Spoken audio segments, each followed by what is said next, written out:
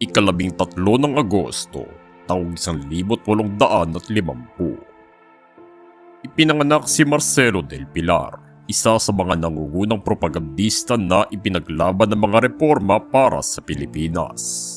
Bago pa siya maging kilala dahil sa kontribusyon niya sa La Solidaridad, sinimulan na niya ang kritisismo sa pamumuno ng mga praile sa Pilipinas bago pa siya lumipat sa Europa.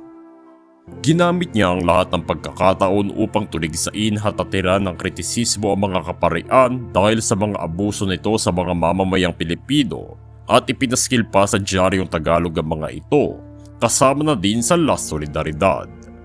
Kalaunan ay pumunta siya sa Espanya para samahan ng iba pang mga propagandista upang paigtingin ang mga kilusan bilang isang mas organisadong grupo, dahilan upang mabuo ang Asosyasyon Hispano-Filipina. At itinuloy pa ang operasyon ng La Solidaridad bago ito tumigil sa publikasyon dahil sa kakulangan ng pondo.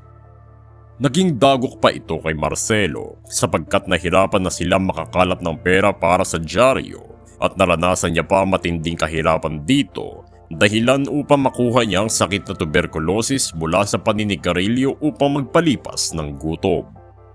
Ninais niyang bumalik sa Pilipinas, ngunit pumanaw siya habang nasa Barcelona dahil sa sakit at naibalik lamang ang kanyang labi pagkatapos ang himagsikan na sa kasalukuyan ay inilipas sa lugar ng kanyang kapanganakan.